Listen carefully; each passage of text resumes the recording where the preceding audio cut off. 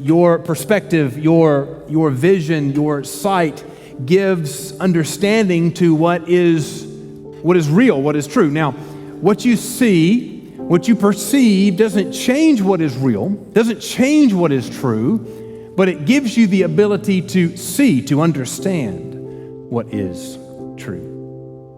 Imagine with me that you're a young teenager and you work. Your job is that you are an assistant for a man who has become enemy number one to a very powerful political leader. The political leader has become so enraged with your boss that he has marched a large army and an equally large contingent of military equipment and has ordered his men to go and arrest your boss by any means necessary. Early one morning, you get up to begin your day, and as you go about your routine and preparing for the day, you happen to look outside and you see something that strikes terror into your heart. The army and all of their impressive equipment of that political leader that is so angry at your boss has taken up positions around your entire city. The army is so numerous that they surround the city. You don't know how many there are, but you know there are more than you can count, and you're terrified. You see no possible way that you or your boss could possibly escape. They've got the entire city surrounded. Their might, their resources outnumber yours tremendously. And the thought of the mistreatment, the torture that the enemy will inflict is really more than you can bear to imagine. Your only hope really is that death will come quickly as they do what they're going to do to you after they capture you and your boss. In a panic, you run to your boss's room, you awaken him from his sleep, and you tell him the news. You tell him that there is an army that has surrounded the city. You implore him, brother, you got to get up, we've got to do something now. But the shock to you is that when your boss looks out the window to see the mass army that surrounded the city, that struck such terror into your heart, when he looks out the window and he observes this army, he turns to you and says, with really almost no excitement in his voice at all, "Oh, it's all right. It's all right.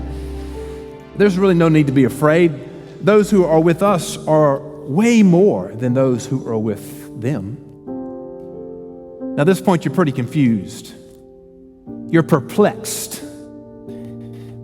What in the world is he talking about? Now, surely you know that he has some friends and some supporters and those that will certainly be advocates for him in the town, in the city, but none of these are soldiers. And even if you were to marshal the entirety of this whole city, there wouldn't be enough of the people in the city, even if they were soldiers, even if they had all the military equipment that the army surrounding the city had, even still, there wouldn't be enough to make a legitimate, a reasonable defense. What in the world is your boss talking about? But before you can challenge your boss's assessment, you see your boss get down on his knees and he starts to pray. Well, this is an encouraging sign, because if there's anything he needs to do, it's pray. And that's right, brother, pray. But your boss does something a little weird. He prays out loud a very short sentence, and he doesn't pray for deliverance. He doesn't pray that God would send some hail or lightning strikes or fire or anything like that to consume the enemy. No, he prays this. He says, "Oh Lord, please open his eyes that he may see." He's praying for you, that you can see. What in the world is your boss talking about? But as he spoke these words, something happened to you, almost like scales fell off of your eyes, or a veil was removed, or somehow you were able to see what had been there the whole time, but you were not able to see when you first looked out and saw the great army. After your boss prayed for you, now when you look out On the city's outskirts, you see the invading army. They're still there. Their military array is still there. All of their equipment is still there. They're still in the same number that they've always been. But now you can see a more numerous army. In fact, as you look just beyond the army that has surrounded the city, you see up in the mountains uncountable numbers of military men and equipment, more numerous than the army of the men surrounding the city. And the men who are up on the mountain surrounding the army that surrounds you, they and their equipment are men of fire. Pretty impressive.